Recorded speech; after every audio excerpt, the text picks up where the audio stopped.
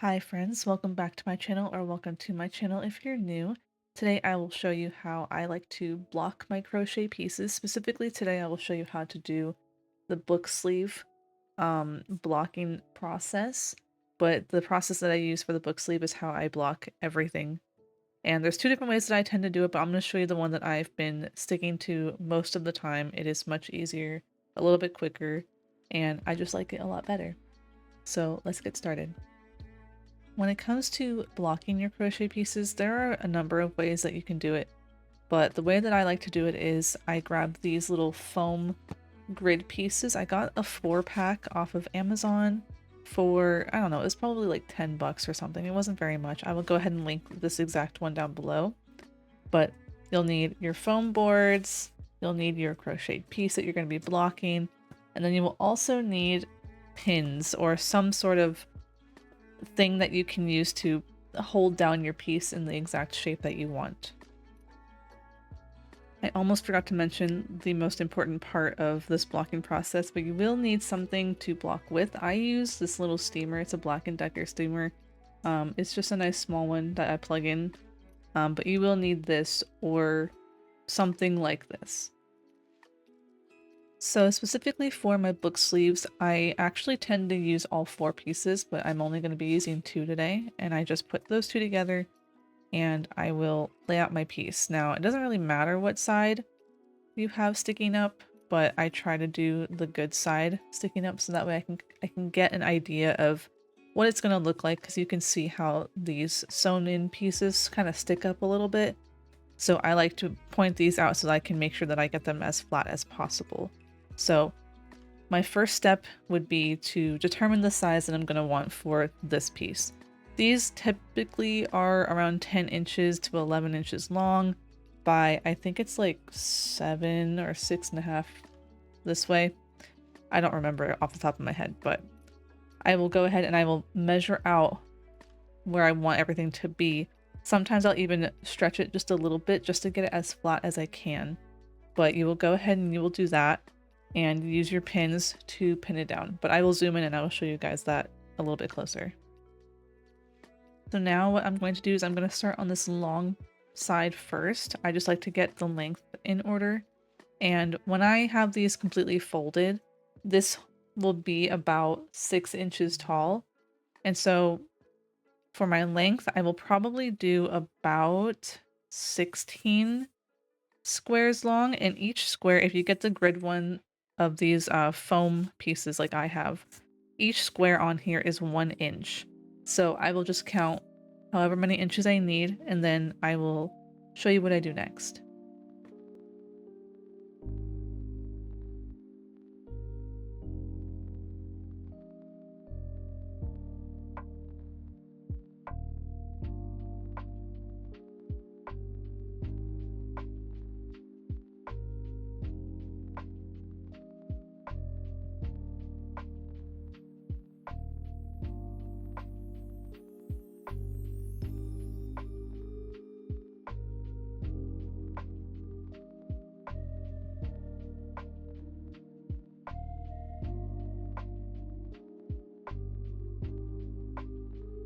So I've gone ahead and established that I'm actually going to make this 17 inches long. I could probably even get to 18, but I don't think that I will. I think 17 is going to be just fine. So I'm going to go ahead and take my pins here if I can grab them. So I'm going to take my pins and I'll grab one, and then in the very corner stitch,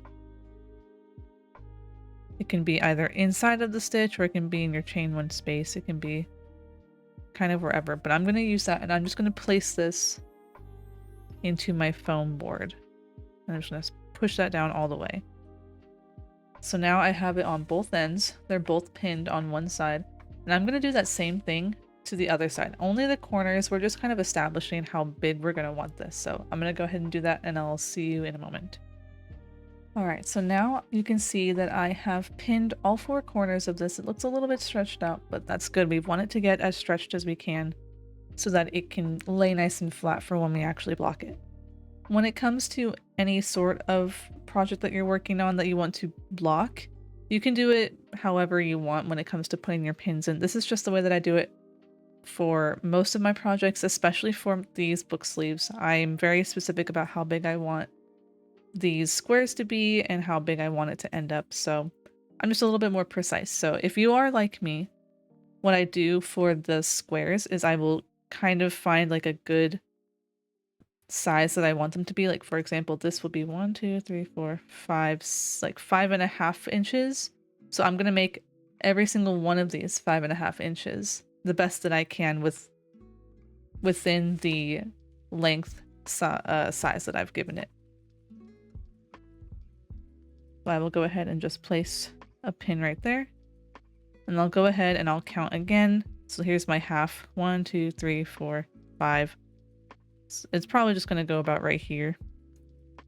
Actually, we might be able to move it up a little bit. And then 1, 2, 3, 4, 5. Yeah. So I want them to be about 5 inches to 5.5 inches. But I'll place my pins in those spaces, and I'm going to do the same thing on the other side here.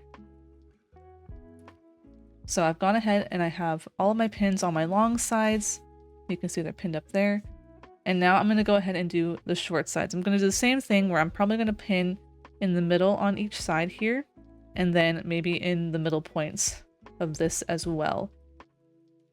If you are also blocking a book sleeve like me and you're like, well, how am I supposed to know where this middle is going to be with this extra bit up here?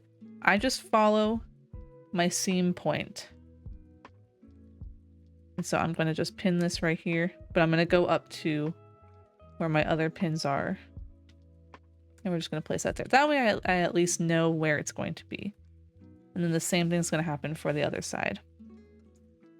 You can see, here's my seam point. I'll just find roughly the middle and then place it up here. You might have one side that feels like it's stretching a lot more. That's all right. Once we get all of our pins in place, it'll kind of even out a little bit.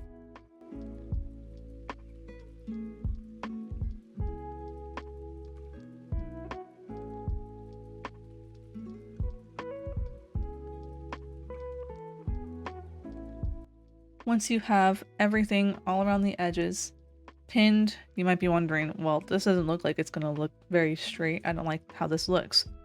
This is where the tedious part comes in. So, like I said, I'm very particular on how I like these to look. I want them to be very straight and very flat.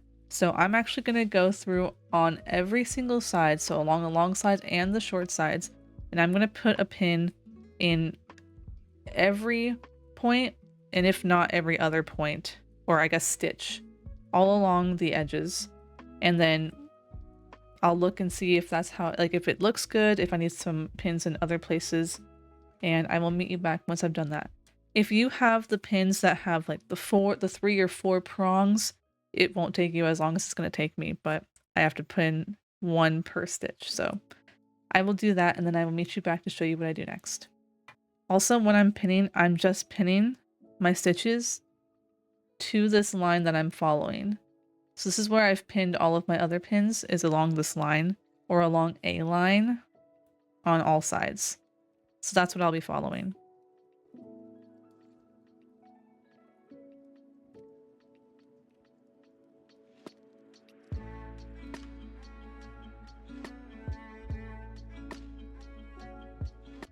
I wanted to pause a moment and just show you what I have going on here, so you can see that all of those pins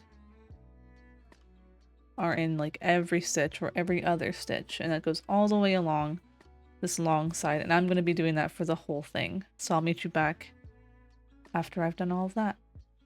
So now you can see that I have all of my pins in every single side, and this is, you can actually stop right here and just start blocking it right now if you would like. But I'm going to go in and I'm just going to find like little places in the center of my piece, and I will just put some pins in occasionally. But this could be a point where you stop and you can actually block it. But I'm going to go ahead and put some more pins in. When it comes to the book sleeves, I like to put extra pins in along my seam lines. I'll sometimes do it in like corners of the actual squares. Just like anywhere that looks like it needs, like it needs a a little bit of help flattening out. So go ahead and do that, and then we'll move on to the next part.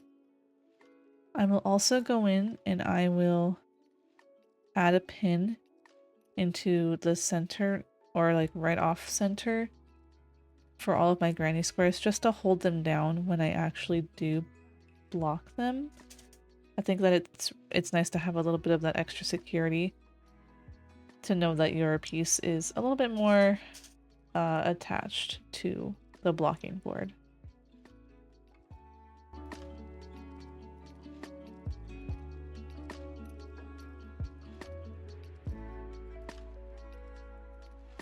So now that I have all of my pins in place, I have this as flat as I can get it.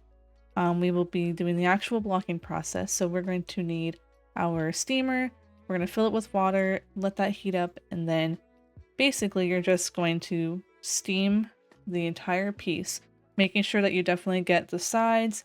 You want your piece to feel warm and damp, basically. That's as wet as I will let it get. You can also, another way that you can block your pieces is to use a spray bottle with just some regular clean water, and you can spray your piece until it's soaking wet. I used to do that with these, and I would let it dry overnight, and then the next day I would go ahead and finish up my piece. But lately I've been using my steamer. It's a little bit faster. You can get it all done really quickly.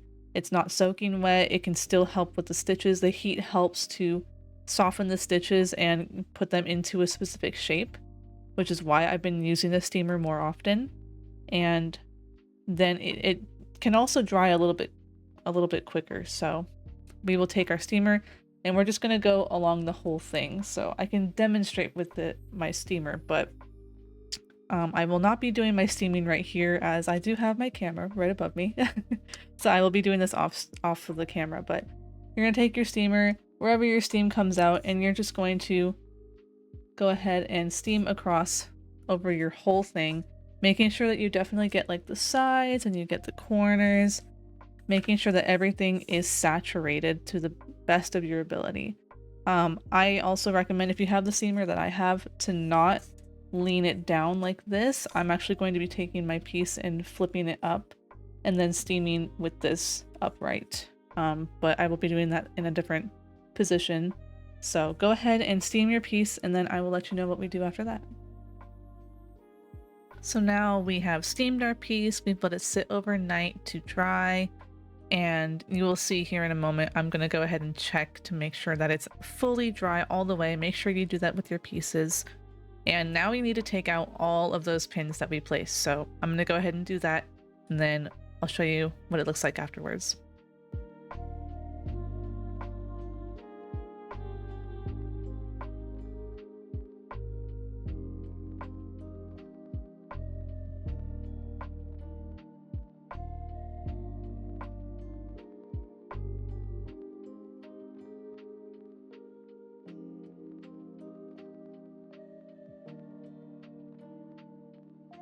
So now we've taken all of our pins out. We can see that it's no longer attached, and we can look at how nice and soft it looks.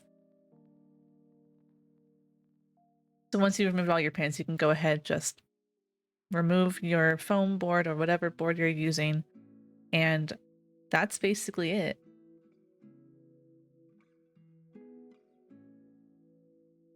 You can see now that our piece looks nice and flat. It also just looks softer. It's a lot softer and very flexible now, and I think that that's always something that I strive for when I make these book sleeves. So I really hope that you guys found this helpful. I know that some of you were asking about how I block my pieces, specifically the book sleeves. So this is my process. I do it for every single type of book sleeve, and I do it for a lot of other projects as well. But I hope that you guys enjoyed this video. If you are not subscribed, please do so. Go ahead and give this video a like if you haven't already, and I will see you guys in the next one. Bye, everyone.